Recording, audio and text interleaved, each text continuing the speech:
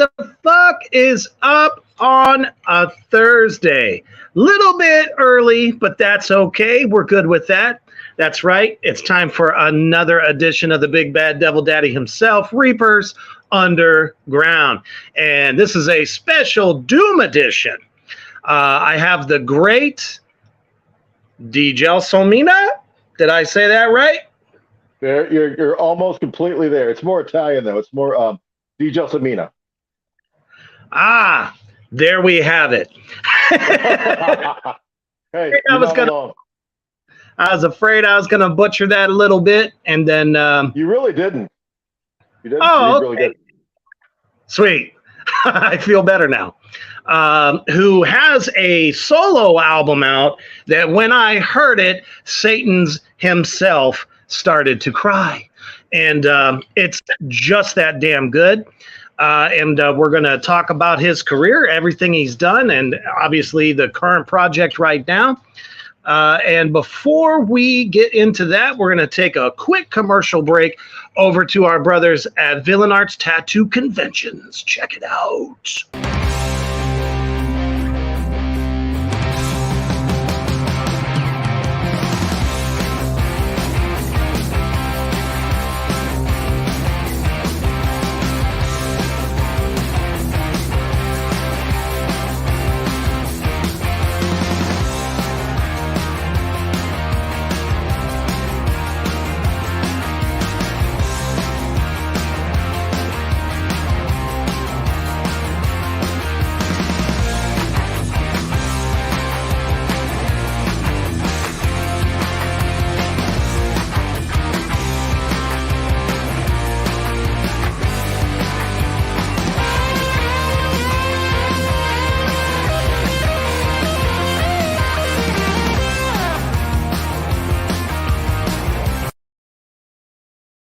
That's right.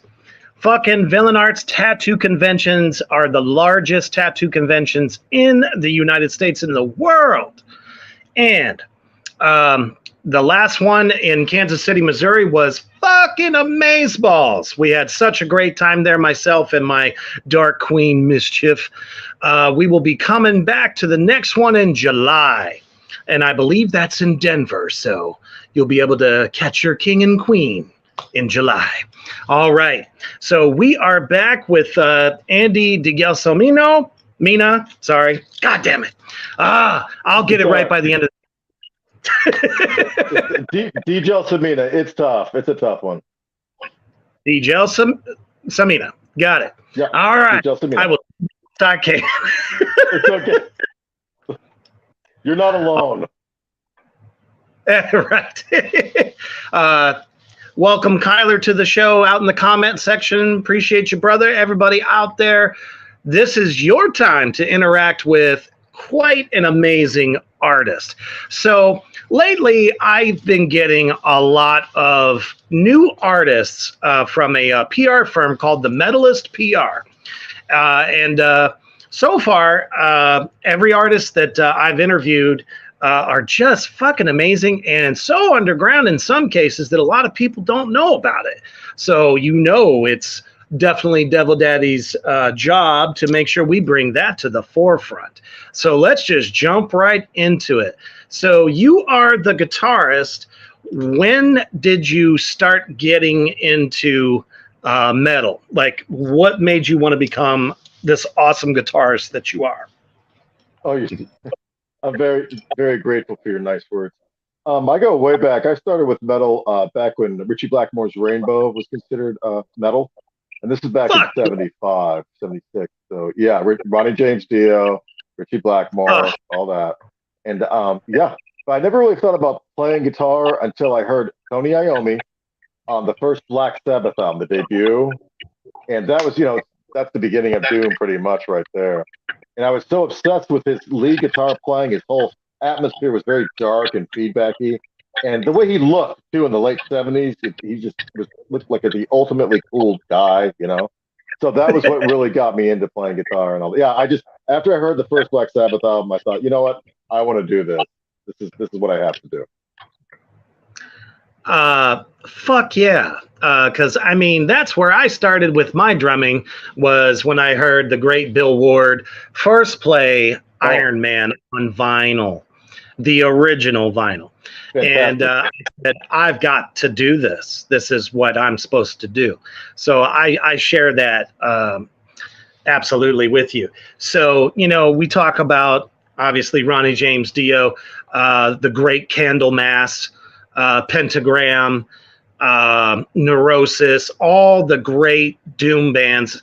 Now, some people out there in Black Flame land don't realize that doom metal has been around long before the 90s.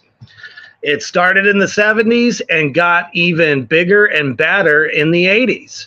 So I would definitely hold your sound up against Candlemass, Dio. It's like right up there. And you do like nice. Everything that I've heard, thus far, you have that nice drony, like slow doom going on. Not like Typo Negative slow, but it's almost like a funeral-esque doom, which is something I'm actually getting a little bit more familiar with now. But you did something different before doing this solo project. So what's been your career like?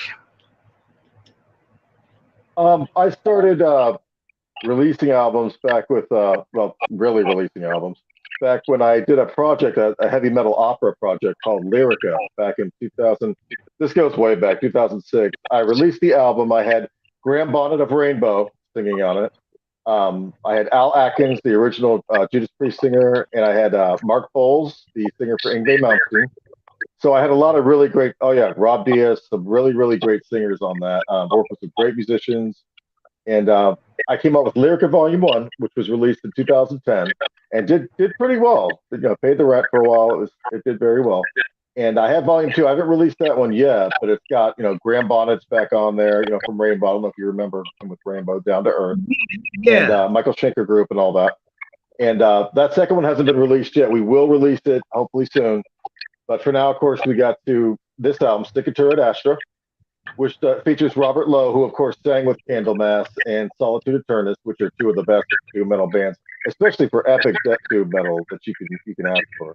And we are completely happy with Robert Lowe's performance. He's a fantastic singer, one of the elite, really. I don't know if you're familiar with this stuff from Solitude and Candlemass, but he's just a great, great singer, and we're truly blessed to have him on board with us. So yeah, we're very happy with the album. We hope people like it. I'm sorry, I just got fucking hit with a sledgehammer. I thought that was the Rob Lowe of Candlemass. I am fucking blown away that we were actually talking about the same fucking guy. So pardon me if the Big Bad Devil Daddy fanboy is out for a minute. Okay. Holy fucking shit. I had one interviewer who said, he asked me, is that you singing on there? You have a really great voice. And I'm like, no. I wrote all the songs and I orchestrated all the songs. I composed all the songs.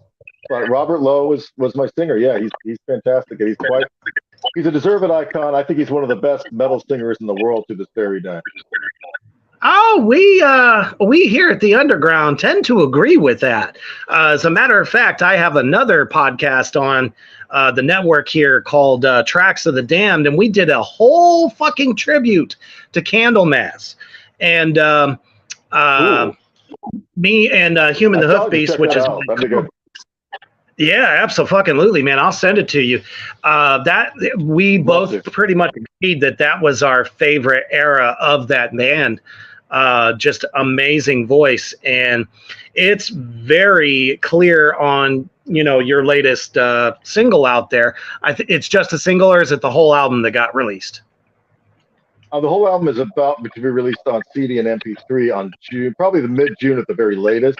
But we do have two singles out. Called one is called Mahanian, and one is called Entombed by Choice.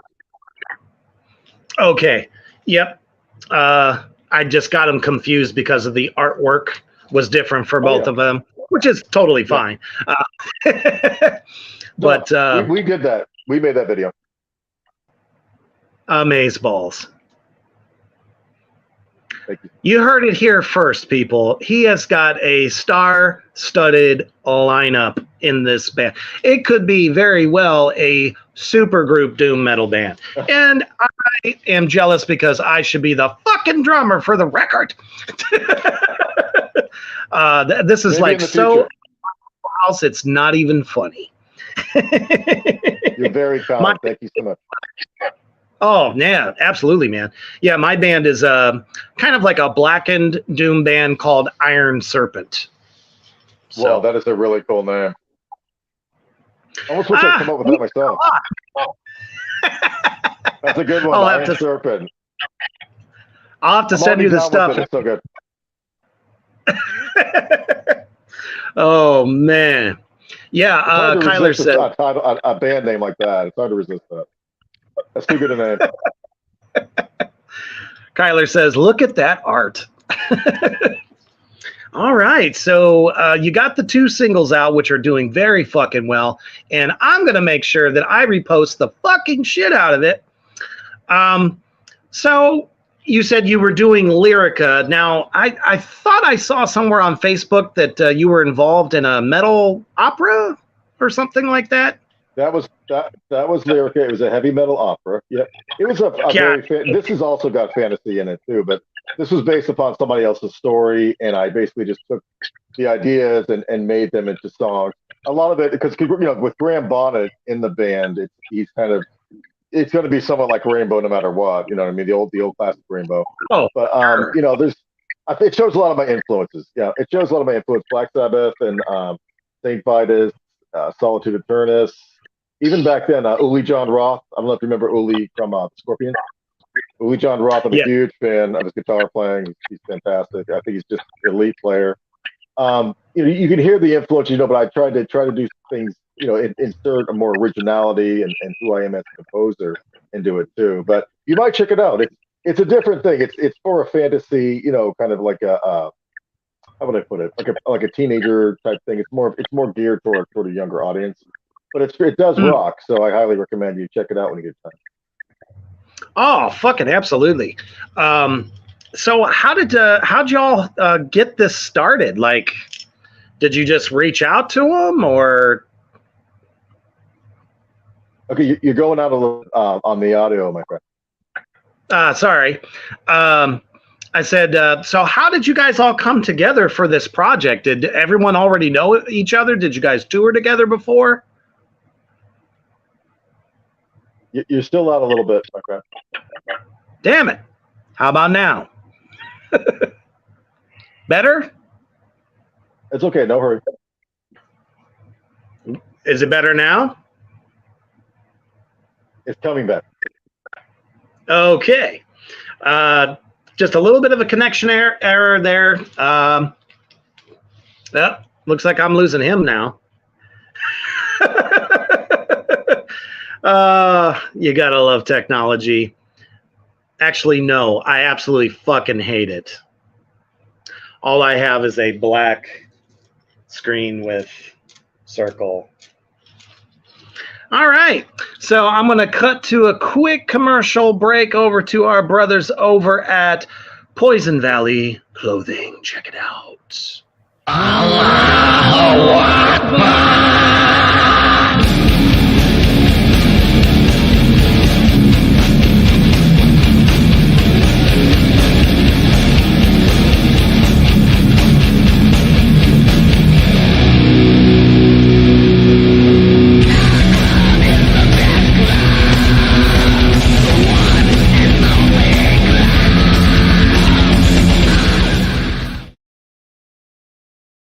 All right.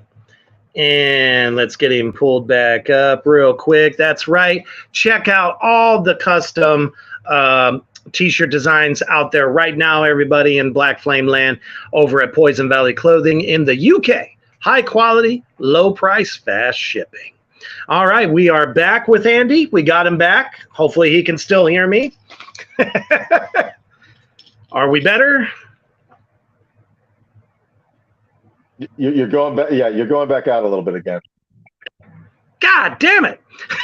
Can't fucking win. All right. So, what my last these things happen. Oh, for sure. So my last question was, how did you guys get together? Were you in other bands together? Have you toured together? I'm sorry, you asking me if Robert and I have been in another band together? You're still going out a little bit. Yeah.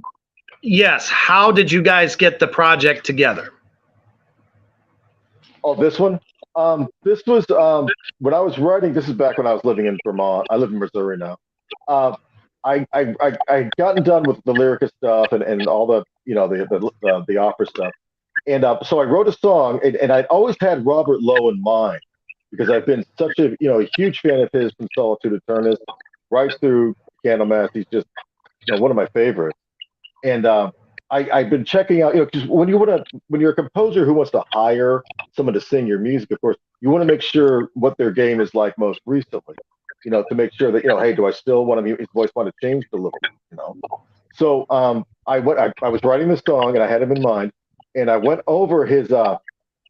Of course, I started listening to Solitude Aeternus back in the early '90s. It's been it's been 30 years.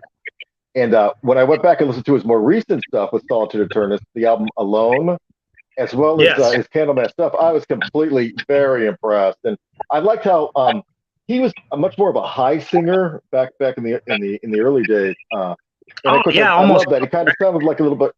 Oh yeah, I like that. Kind of like I like all the high singers. I like King Diamond. I like Halford. I like everybody. But he was very high back then, and I loved his voice. That he sounded a little bit like John Arch of Fates Warning. I don't know if you remember Fates Warning. Pretty cool band, progressive band. Yeah, he was great. And when I listened to the stuff from this century, I noticed that he had brought it down as far as the range goes, and he was singing lower, but he had this. He sounded much more less influenced. You know what I mean? He sounded much more original, and he had more dirt and grit in his voice. Almost like a Ronnie Dio level of that, while keeping kind of a semi-operatic type of thing. Yes. So I was much more impressed. I loved him back with the early Solitude Aeternus. I loved the high vocals. That's great. But I like this style for my music way better. This fit 100% better. So it was just faded, And as soon as I wrote Robert and I told him who I was, etc., he was on board. He said, "Yeah, I'll do it." So I did in tune by choice, and I got the vocals back. And when any composer, songwriter, whatever, gets vocals back from a singer, even a name singer, they're always on edge. They're always kind of like, "Oh boy," I hope this thing get messed up. But when, you're really worried about this because this is really, it means a lot. It's your song. But when I got the vocals back, I was completely just devastated, blown away. I couldn't believe how good he was singing. So naturally, I started thinking, I would love to do a whole album with Robert and let's make it doom. Some people tell me it sounds more like a mixture of doom and classic metal with a little bit of progressive and all that, and a little bit of avant-garde in it. But it was mostly just a doom-oriented thing. I mean, it definitely encompasses the doom genre.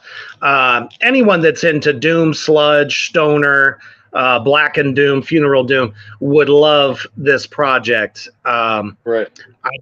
It's just amazing because as soon as I heard those vocals, I automatically thought Candlemass, and I just didn't put two and two together.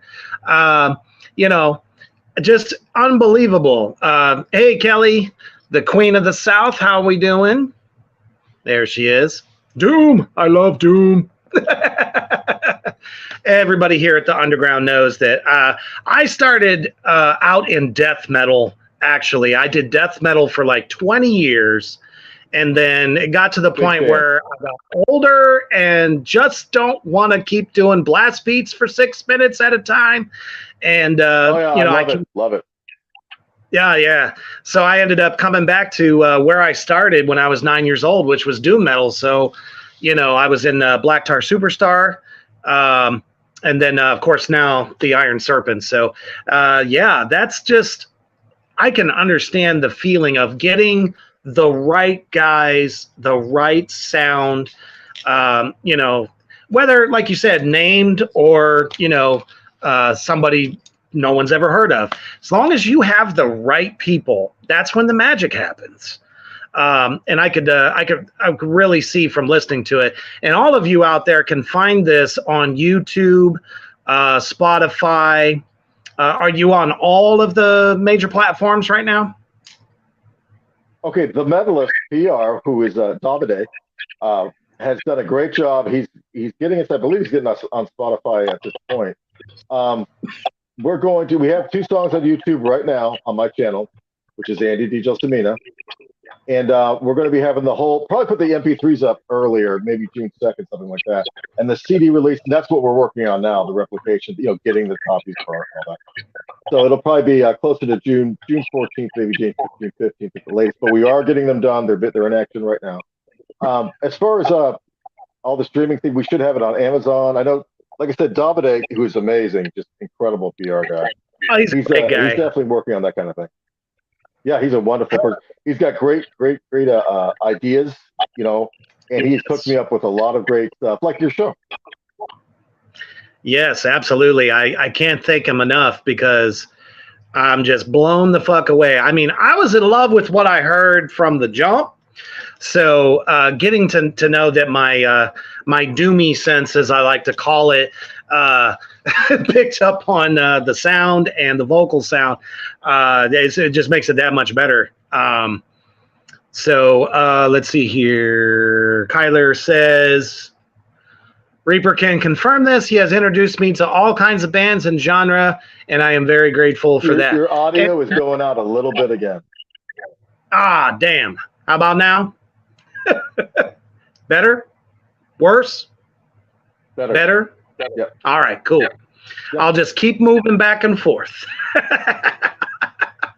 Funny you mentioned King Diamond was also one of my biggest influences coming up as a drummer.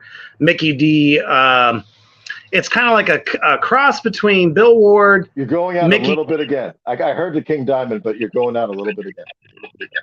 All right. So Mickey D's the drummer. You're still kind of going out. Okay, Mickey D, the drummer. Can you hear me? You're a little bit electronic. Go ahead, please. Yes, Facebook sucks, Kyler. I agree. I got you. But better. Yeah, Mickey D, Bill Ward, and Buddy Rich are like my three biggest influences. Oh, bitch. Buddy Rich, and yeah, I love Mickey. Mickey's amazing. He's with Scorpions now. Exactly. Which I think made that band even better. He's just he's tremendous a great drummer. Nothing against the original, but hearing him playing those Scorpion classics and some of the newer stuff they got going, the band's tight as fuck. Love it. Yeah, but he adds his signature sound. Exactly. You can always tell when he's playing, even when he was in Motorhead. Holy shit! Oh yeah, it was fucking very phenomenal. Influential player and innovative in many ways, really. Yes, absolutely. When you talk about a heavy metal opera, to me, the beginning of that, I know some might say Sabotage. I can't remember who was first, but like King Diamond's Abigail, to me, that was the first real heavy metal opera. He did all the voices. Yeah. He had a whole amazing story. And there was them and Conspiracy. They were both just incredible albums. Those were all metal operas, and he's done some since, too. Those are definitely all my favorites, and I'm still waiting for the movie. Somebody needs to make a film from it. Going out. Shit. Yeah, you're going out a little bit again. A little better? No, not yet. Okay, good. I'll stay right here. I said I'm still waiting for the movie. They need to make a movie out of both of those albums, all three of those albums, really. Shit, I'd like to see a movie done on The Eye. Holy shit balls. What a great album. So the audio is going crazy. It's just all my demons out there, I think. Better. Nice. Much better. So yeah, I was just talking about how they need to make albums or movies based on those records, all the way to The Eye. I think The Eye would be a great movie. I agree, Kelly. Abigail, badass. Yeah, I wouldn't mind having, basically, I'm hoping the King does get that kind of deal where we can make a movie out of it.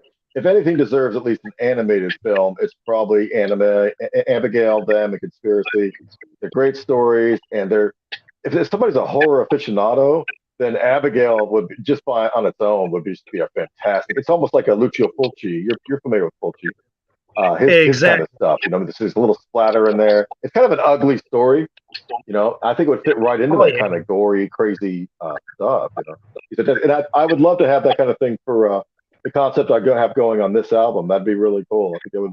I mean, because the lyrics are, there's my original character, which is the angelic warrior, and then I combine that with the classic Lovecraft character, Nyarlathotep, which he battled. Mhm. So you're probably familiar with Lovecraft, the character. He was the perfect character for this because he's got the ability to mess with people's minds. You know what I mean? He's really good at that. He's known for that, and he can assume so many forms. You can call them avatars, if you would. That he's just perfect. He's very, very malleable toward any kind of story where I want to go with the story. So I think it came out really good on the album. And if you check out, we'll try to send you more stuff. You check out the lyrics and all that. I think it came across as a good story. I think it's very cohesive, and I'm looking forward to continuing it on a hopeful next album. Yeah, as all my viewers know, I am a sucker for concept albums. I love albums that tell stories. So definitely, once again, right up my wheelhouse here. I definitely want to know more. I want to know more about the story, how it unfolds, how it ends. Would you consider this to be a sinister album? It ends up being, it has a very bad ending. I don't know if what are some of my favorite horror movies, and I'm horror movies are just, when I was growing up, they were my life. They usually have a bad ending, if you know what I mean, like Dawn of the Dead and Hell of the Living Dead, and all the movies that I thought were the most creepy didn't have a happy ending. Some of them are great. The Exorcist is great. Like Evil Dead had a horrible ending. It's like, whoa, he turns into a monster, a demon. Not great. Well, that's my favorite. So that's what I did with this album, was I kind of ended it on a bad note. You know what I mean? But the warrior angel, the protagonist, is still kicking, but she's trapped in this. Lovecraft had this literary device that he used in some of his stories, and it's called a trapezohedron, which was a multi-angled stone. Okay, and through it, characters in his stories could look in there, and basically they would find Nyarlathotep looking back out at them. He kind of inhabited it. He kind of drew people in with it, all that. So I made that part of the story. And this warrior angel, the protagonist, finds this multi-face stone and starts using it. And she'd battled Nyarlathotep a long time before, but she found out that he ended up, after his defeat, he went back to Earth, which I call Terra in the opera. Oh, you could take the opera concept down, whatever. And when she goes back there, she finds this trapezohedron, the multi-face stone, and she uses it, and she is misled into believing that these are directions from God, that God is helping her find Nyarlathotep, this thing. And the problem is that in the end, she goes through a lot of battles, and she goes through a lot of different stages and scenes. And in the end, she finds that the whole time the stone was sucking her into it. And at the end, she ends up trapped in this multi-face stone herself and unable to get out or fight or do anything, in a suffocating type of thing. So it ends badly. And like I said, it is kind of like a horror story in that sense, because those are some of my favorite horror stories. Yeah, as you probably don't know, the Black Flame Entertainment, Reapers Underground, all the shows, we are all about the horror. I'm actually an indie horror actor, so we love our horror. Cool. Yeah, this concept you got going is just like giving me the chilly willies, man. I love it. And as I really worked hard on it. What's that? I really worked hard on it. Yeah. Fuck yeah. Definitely a lot of thought and a lot of passion. Yeah. That's what it takes to really bring a story to life. Kyler here says, did we just become best friends? Yup. Want to go watch horror movies in the garage? Yup. Oh, yeah. I'm there, dude. Yeah. I'm there. I've loved him my whole life. Sometimes my wife gets a little weirded out. You know what I mean? I understand why, because some of the stuff I watch is pretty crazy. I'm sure you do the same thing. But I just told her it's like it's just you're just entertainment. It's cool, and I've loved it my whole life. So I'll Yeah, never stop watching that crazy stuff. I love it. I haven't seen Evil Dead Rises, but I'm looking forward. yeah, I'm looking forward to that as well. What was your take on Terrifier? I haven't seen it yet. I know there's 2 or 3, right? There's 2 of them. I haven't seen the first one yet. Okay, I think I can watch it on Prime. I think I'm gonna watch that. You better watch You're recommending it basically, right? Uh-huh. Oh, it's good. Good. Okay, yeah, that's a definite. The second one became a box office smash. There's nothing more brutal than those films. Oh, you're gonna love it. Oh, I'm there. I'm there. I don't like missing good stuff. The latest film that I just watched was Renfield with Nicolas Cage. Oh my fuck! It was so good. I mean, everyone is raving. I mean, it's Nicolas Cage as Dracula. He brought something just a whole new twist on that character to a whole nother level and brutal as shit. So I highly recommend it. He's great. Hell yeah, absolutely. Here's a question for you from the comment section. There it is. What about the concept Pantera tour? What's your thoughts? I'm sorry, your audio is going out again, my friend. The fuck? Okay. I'd like to hear the question. I can't hear you. Let me try again. The question is, what do you think about the concept of the Pantera tour? What are your thoughts? The Pantera tour? Yeah, I think Zach was really good friends with Dime, and I think that's just fine. I think they both had great styles. They were very raunchy, and they had the harmonics and stuff. So I think Zach could play this stuff. It shouldn't be a problem. It should be fine for him. I'm trying to think. I think Rex, the bassist, is back, and the drummer is somebody good too. I can't remember who that was. Charlie Benante of Anthrax. Charlie Benante. Oh, yeah. I think that was a good choice. Yeah, that was a very good choice. The man's got the thrash in his blood. Hey, go for it. So I think it's a good idea. I have to tell you, my friend here, I think that what Phil was doing for solo stuff was sometimes better than what he did at the end of Pantera, the last 2 albums. He had Viking Crown, which is good black metal. He had Necrophagia, which I thought came out really good. That's almost like a doomy yuck with those really crazy vocals. Killjoy, rest in peace. I think he passed away. And Phil Anselmo and the Illegals. I thought that was a pretty good project. He did some more experimental stuff. So I think Phil, with or without Pantera, is pretty great. I have to agree. I prefer Phil Anselmo in the band Down. Okay, you're going out again, my friend. You're going out again. I prefer Phil in the band Down. Oh yeah, he was really good there. The first album, and the second was pretty good too. Yep, especially when he finally kicked the heroin addiction. Yeah. Well, I think a lot of the guys who were in that band were doing that kind of stuff anyway. Yeah, I don't think Pepper so much though. Oh really? Mm-mm. I mean Kurt. Was it Kurt of Crowbar? Wasn't he doing this? I thought he had a partner there in doing that stuff. I can't remember. I don't want to put anybody down. I love all those guys.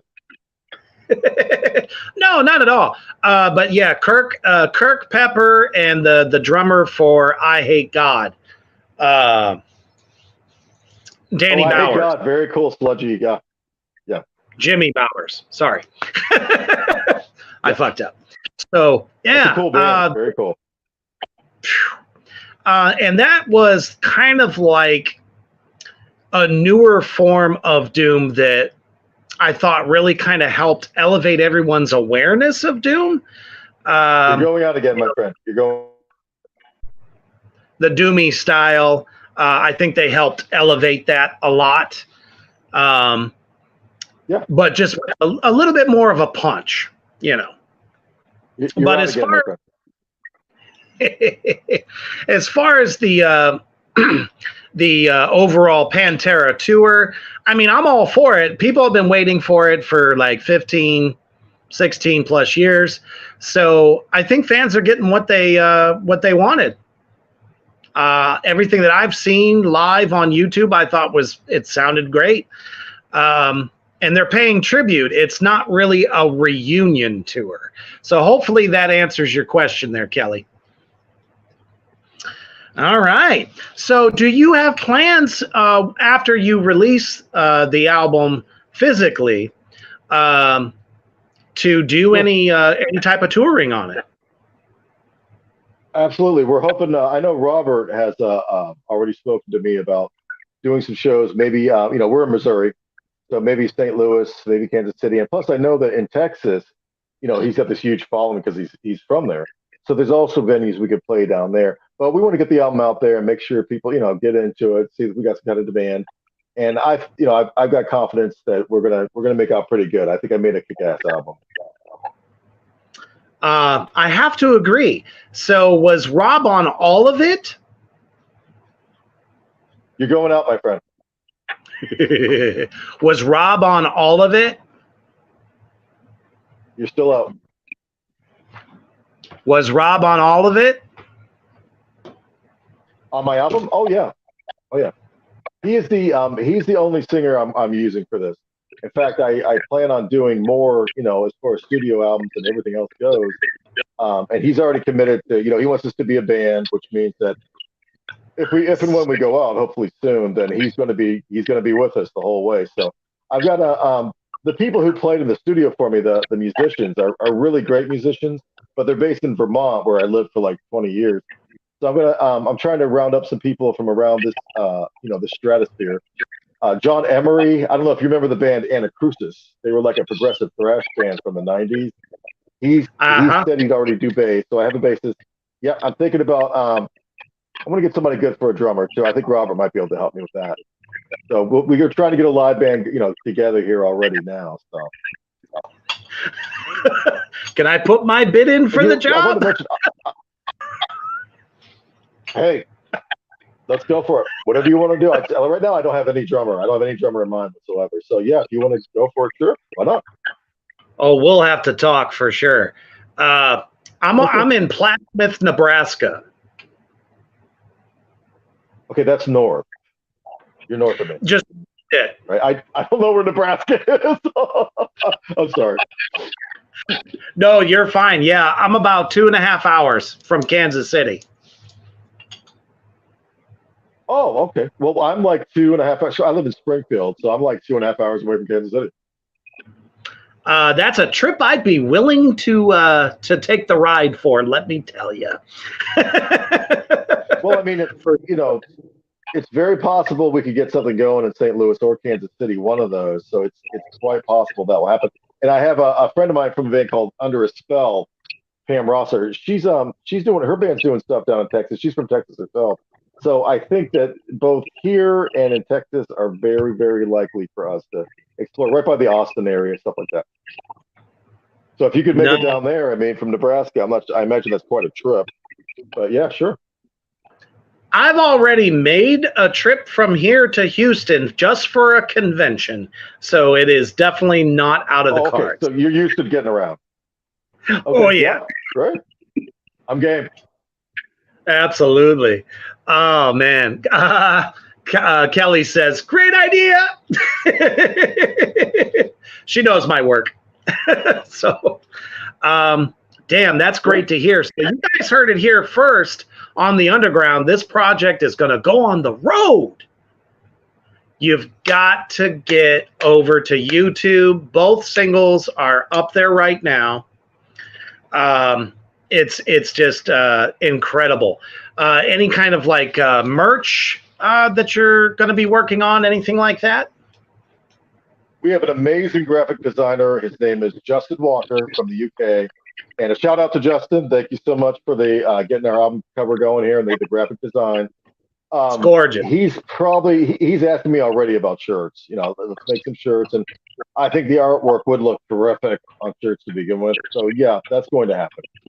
Also, we're really hoping we get some vinyl out maybe later this year. 'Cause, sometimes something like Doom, sounds really great and bassy and warm when it's on vinyl. So I think that'd be a really good idea. Hell yeah. And I definitely have to say, I think the artist did a killer fucking job. Michael Kalandra, he's fantastic. His first metal thing. Sweet. Wow. Knocked it out of the park, apparently. Yeah, he's really great. Now is he's a permanent artist for us. He's fantastic. Oh, fuck yeah. So is this the official cover? This is me. Justin Walker helped me design this. Did a great job. And I thought that was very effective, and it really put across that whole doomy fantasy thing that I was aiming at. Such like the bands like Candlemass to some degree. Solitude Eternus was almost all fantasy, especially in the very beginning. It's one of the things I loved about them. Absolutely. So yeah, this definitely is a fantastical type of project. Yeah, and I love that because almost I'd say probably about 75% of doom bands that have come out in, let's say, the last 10 years is mostly just occult based. It's nice to see the fantasy kind of getting into it as well. Which you're going up. You're going up. How about now? Better? A little better. Okay. So about 75% of doom metal that comes out now is very occult based. You see all the hooded robes, a lot of like tongue-in-cheek stuff, which is fine. Nothing wrong with that. But I like to see that, more fantasy style, content is coming out in the genre. And I think it's fantastic. Let's see. Well, I never wanted to do a power metal. I respect power metal and all that, the German and Italian bands. But I never wanted to do it like that because they do get into a fantasy thing. But I never really cared for the major key kind of up type of music. I was never really that much into that. I'm more into a minor key dark thing. So I wanted to take the fantasy thing and do that. With doom metal, it's the perfect vehicle for that kind of thing. And I mean, like I said, some of my favorites: Ronnie James Dio. Robert Span, Solitude Eternus, all that. They've all delved into that kind of thing, and I'm crazy about it. And I write in that vein. I write my own stories. I borrow from Lovecraft, but I mean, who doesn't? The difference between me and my relationship with Lovecraft is that Lovecraft has been used a ton in metal. We both know that he's almost become somewhat of a cliche. But I never really heard much in metal where they take Lovecraft's ideas and make them interactive with the author's ideas, because this comes from an original idea from me, original characters, original scenario, everything. I just added a couple of things from Lovecraft stories to make it more interesting, and it really does work well. And I'd like to keep up this thing with my story and using Lovecraft's literary devices. Because to me, that's about as metal as you're going to get, and it makes it really fascinating. Because to me, the entire Lovecraftian mythology is fascinating stuff. It really is, especially the Necronomicon for me with the Mad Arab, the story of the Mad Arab. I fucking love it. Obviously, there are Cthulhu cults all over the world. Yeah. So. I like that you're taking, some of the Lovecraftian stuff, but you're melding it with your own ideas. And that makes it much more dark, dismal, and it just sucks you right into a world. And that's what great fucking doom metal is. It sucks you into another world, and we have the same ideas on the subject. Exactly. All righty. I'm with Before we get, yes, absolutely. So before we get into the final segment here, we're going to take a quick commercial break and check out the great bands of Reaper's Underground Productions Management Company. Check it out.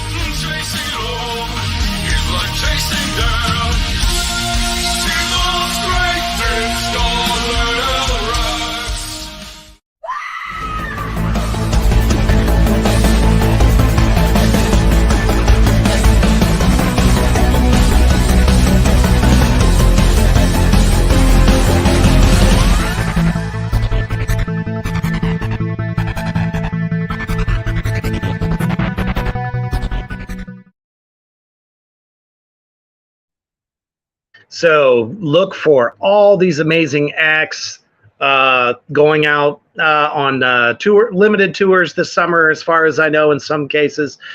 Check out their socials. If you don't follow them, check out their stuff. Just amazing bands, and anybody out there looking for some good advertising, PR work, check me out. All right. So, man, this has just been a absolute honor, and just blown away that this sound is being kept alive the way you are doing it. It's fresh, original, and it has the Sabbath element, but you're not ripping the sound off like so many doom metal bands do, especially this day and age. So one of the last questions I had for you is, what gear do you use? Oh, heck. Gee. This is the number one. I hope we can get some of this in here. This is the Fender Stratocaster that I use. So this is for pretty much all the leads. I can just barely get that in there. It's kind of a small screen. This is my baby. This is the one that most leads get played on. This is adored, made in Japan, like Deep Purple made in Japan. So this is my main baby. I also have a BC Rich Pat O'Brien signature thing, which Pat O'Brien came up, of course. I have a BC Rich. I keep that because I don't feel this Fender Stratocaster can go as heavy on the rhythm. You know what I mean? On the lead, I can put plenty of gain on and play solos all day. It sounds good. But when it comes to playing the rhythm on there, I realize Yngwie Malmsteen made a marvelous career out of doing that. But I just don't find it heavy enough for doom. So I use my BC Rich for that, and it's a B. So without it, I don't think I'd be able to tour, because I just wouldn't be able to get that heavy saturated sound as much. That sludgy, down-tuned, crazy thing. Nice. And what type of head are you using? Cabinets and stuff? Marshall, JC on the dual super leaf, dual super leaf 2000, and I got the 1960 cap. Nice. All Marshall. It's glad, I'm very glad to hear that because, every doom metal band across the nation is using orange for everything. Which, I heard they were good. They're not bad. I mean, that is what Iomi was using, that and Laney. Those two brands. I remember the Laney, yeah. Yeah. But he sounded great. It really does, and it does give you kind of that classic sound. But the Marshall, I think, in this case, really kind of gives you a thicker, well-rounded sound because you're not doing like a whole lot of fuzz work. You know what I mean? It's not too much on the stoner end of things, which is where that's heavily used. And I think that's what I really think about your guitar. It's crunchy. Yeah, very crunchy. Very crunchy sound. So all you out there in Black Flame Land, if you like a good crunchy sound with your Doom, Marshall is the way to go. I could not agree more. All right, it's time for shameless plug time. So let's go ahead and let everybody out there in the comment section know where they can find your music, all your socials, everything, so they can start following you right fucking now. That would be terrific, my friend. You could just look under Andy DiGelsomina, and that's spelled DiGelsomina. DiGelsomina, and if you just go on Google, you'll see everything right there. That's easy enough. It's really simple. And I hope to see you all out there on tour once we get out there. Fuck yes. So, what are your final thoughts that you want to say to those that are hearing you for the first time, and to the fans you already have? Well, I'm very flattered to be here, and I hope more people will check out the music. I think you're going to really like it. And I hope to see all of you out there. I hope to get out there and start playing and maybe get some wider venues and stuff like that. So thank you so much for watching. Like I said, it's been a great flattery to be on the show and to be watched by people. Thank you so much. Absolutely. Thank you so much for taking the time out of your schedule to join us here in the Underground, where we highlight the best. Let me say that again. The best in underground entertainment and arts. So thank you again so much for coming on the show. Thank you everybody out there that was watching today. Share this shit out. Share it everywhere. I know every single one of you motherfuckers are in all the doom metal band fucking Facebook groups. Share this out. They need to know of this great new fucking band. And just fucking, thank you so much. Absolutely rocks fucking balls. Share it out. But always and most importantly, stay heavy.